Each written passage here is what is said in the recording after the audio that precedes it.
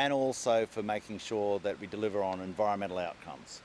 As an independent body, it's going to be soon delivering its report back, and having been a person who lived in the St George and Dirranbandi area, I know how vitally important this is for the economic future of these towns. In the past, the Labor government went through a process of sort of arbitrary buybacks.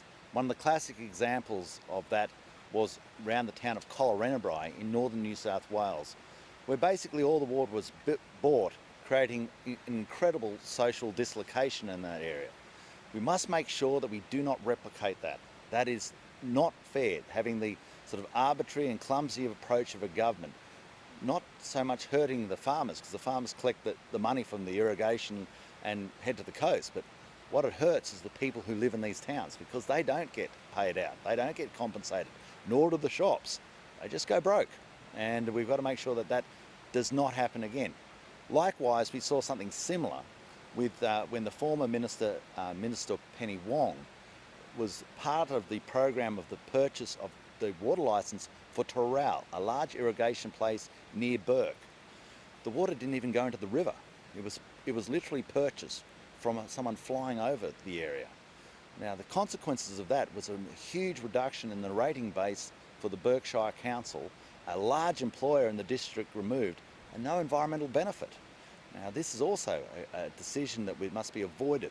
So as we get to the end of the Northern Basin review, I hope that we landed a position that clearly respects the socio and economic requirements of the people of St George, the people of Dirranbandi, the people in those border river regions who are so inextricably linked to an irrigated agricultural economy that is the employer of their sons and their daughters, and keeps their sons and their daughters in their towns, and also underpins the value of the houses and the businesses of those towns. These are irrigation towns. Without irrigation, there's no reason for the town to be there. Does this review make a case for changes to the basin plan, do you believe, and what should those be? Well, I think that I want to see the plan complete. The reason that I had water and negotiated for water to be taken from environment and put into agriculture is that we have a better connection for the socio and economic outcomes of the people it affects.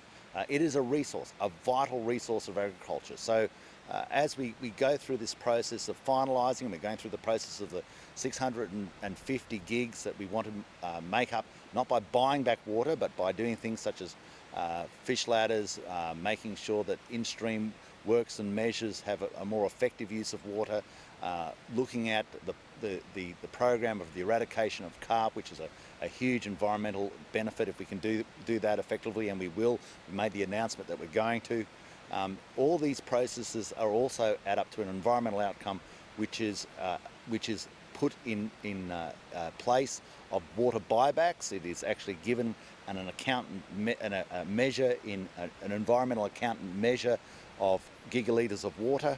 As we get that complete, this stops us from needing to buy back more water. We've currently bought back about 1,980 gigs, and to be quite frank, I don't particularly want to buy any more. I want to make up the rest with works and measures and environmental outcomes, so that we can underpin that socio-economic benefit. So that in itself is a form of review. With respect, though, you didn't answer the question. Do you believe that this review suggests the basin plan needs to be changed?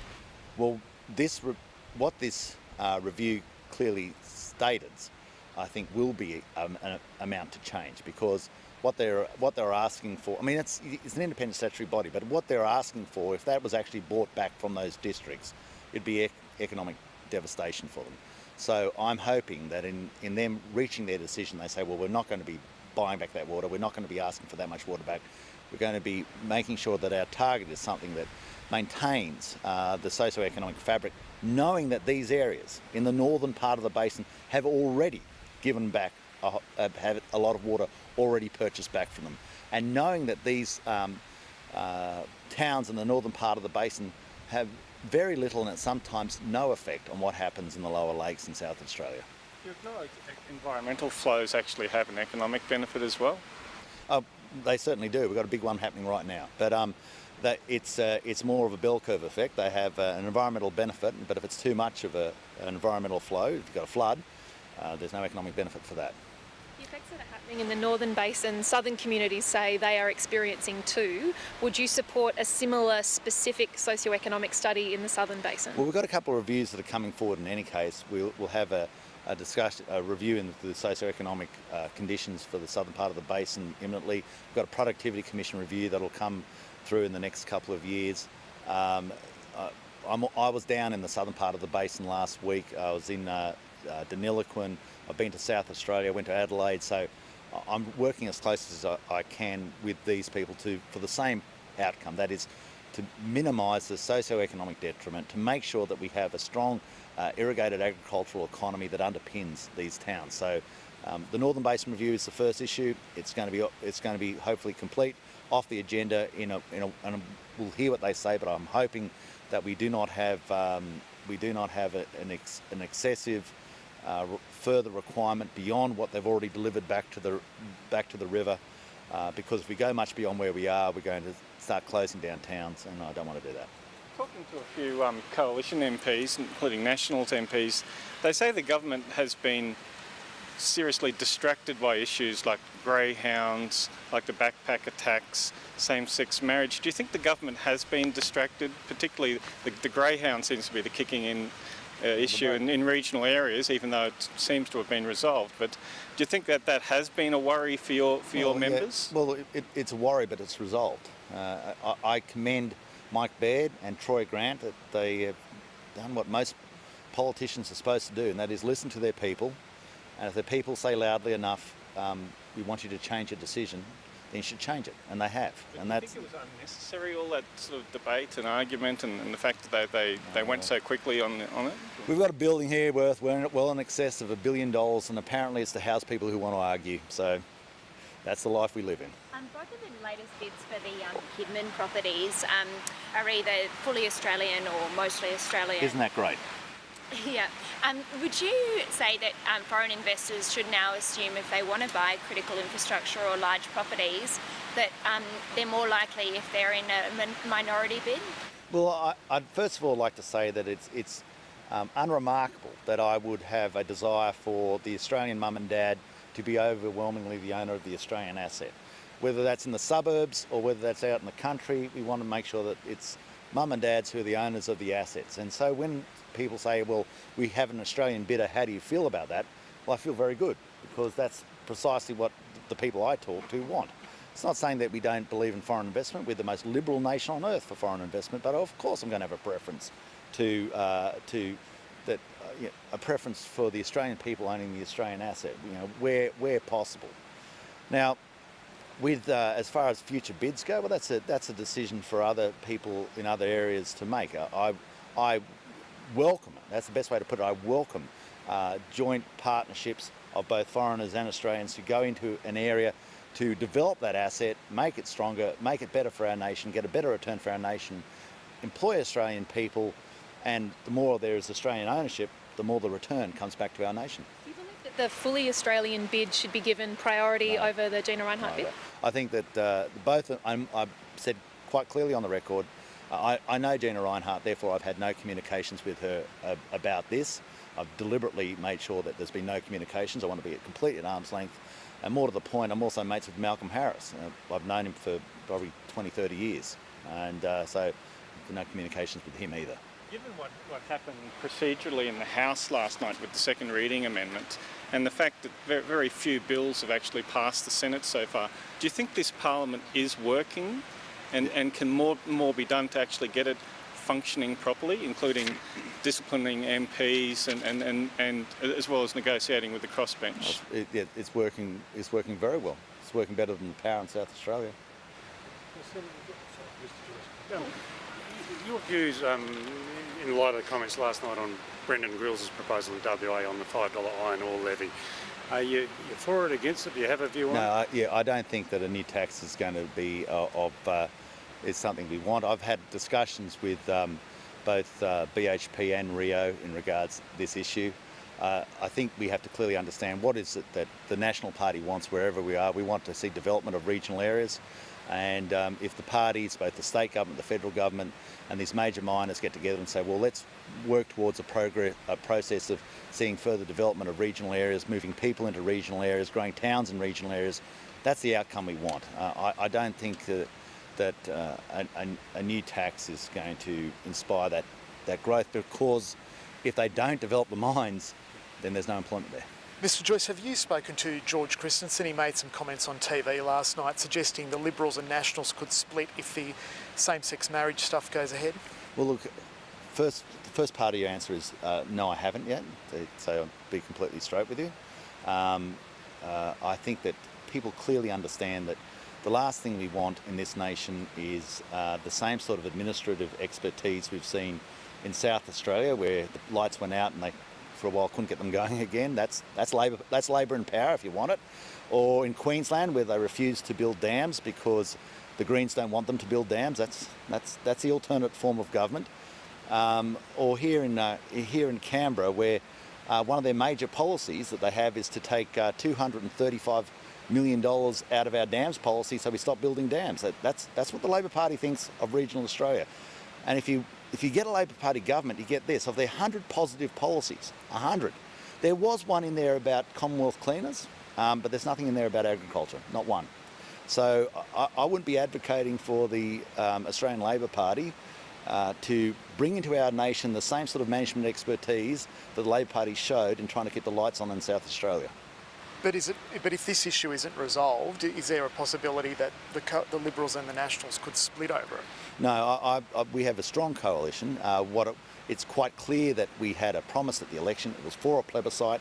People are also always sort of saying, well, what if that was not your promise at the election? It was our promise at the election. Our promise at the election was for a plebiscite, okay?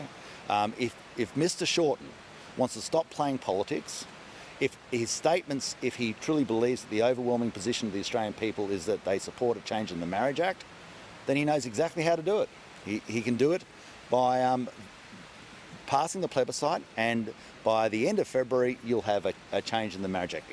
If he wants to play politics, if he wants to be the sneaky, tricky, clever man who's going to create a whole heap of sort of disturbance down here, well, he knows how to do that as well, and to do precisely what he's doing, and to start playing politics with an issue, which it was merely back in 2013, he said he didn't agree with it. Back in 2013, his words, this shouldn't be the decision of 150 people. Now, we know what he's talking about. He was talking about the Parliament. So, you know, when he comes out with that earnest face and, you know, I've had an epiphany, I'm a changed man, and you just look at it and say, that's BS, mate. We know what you're doing. You're a politician, fair enough, playing politics. That's what you're doing. And stop telling me that you've got weeping and gnashing of teeth and a beating heart for all to see. But why is George Christensen and Andrew Broad making these sorts of threats, though? And they're making them publicly. Look, I'll say quite clearly, I always think at the back of the line out, or when you work in a pub as a bouncer, don't make threats. Just have people understand clearly who you are. Mr Joyce, the Liberal Party has recently released yet another plan to get more women in their party. You've rejected both quotas and targets.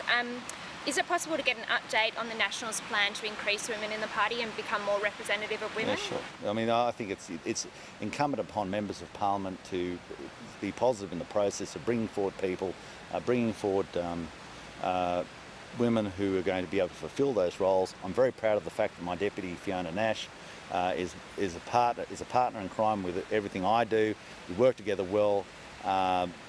Within my office, I'm always trying to make sure that we give a form of tutoring of people, women, bring women through, and I don't particularly want to put their names on national television, but I'm doing that precisely now, and in mind of trying to make sure that these people have political roles in the future. I don't think you can complain about the work that I've done to bring people through. Scotty Buckholz, though I must admit he's not a woman, Matt Canavan, O'Brien. There's 3 people who've gone through my office. I've got a good track record of bringing people through, and now I'm going to make sure that I do the same thing and bring through some, and I know incredibly capable ladies who will have strong political roles in the future or near future of our nation. Is there a plan though? Is there a specific plan or steps? Well, that's probably the best plan you're ever going to have. If you just have an arbitrary quota, that's not a plan, that's a statement. it's better to put some real meat on the bone. Say, who have you got in your office that you're bringing through? What is your actual process that actually shows us? I can show you mine. I'm happy to show you my process, and that's going to be vastly more effective than coming up with a sort of a number. Just back on the same-sex thing, Labor's decision to kill the plebiscite pretty much kills it as an issue until at least after the next election. Can you envisage a scenario in which the National Party would allow a free vote without a plebiscite in the Parliament without a plebiscite first, or you think your party will always be? Look, people, first of all, so I'm not dancing around the issue. People know my position. I believe in the current definition of marriage, okay?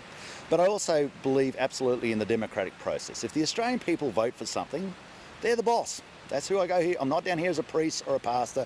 I'm down here as a politician. If the Australian people say, we want to change the definition of marriage, well, that's the job I've got. It happens.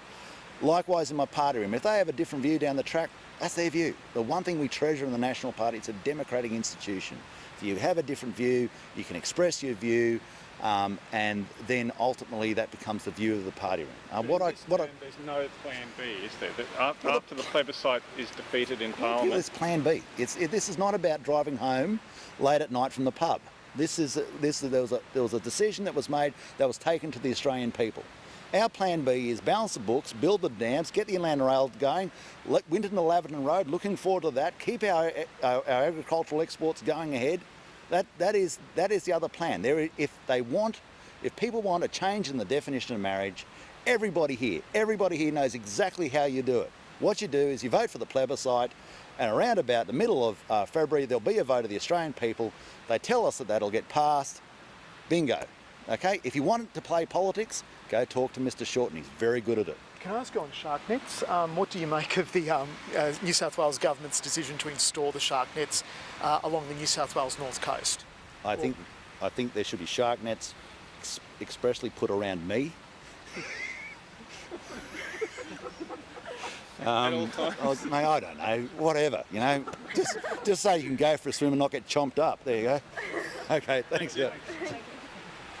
Okay, so that was Barnaby Joyce there live from Canberra, the Water Resources Minister, covering a range of subjects.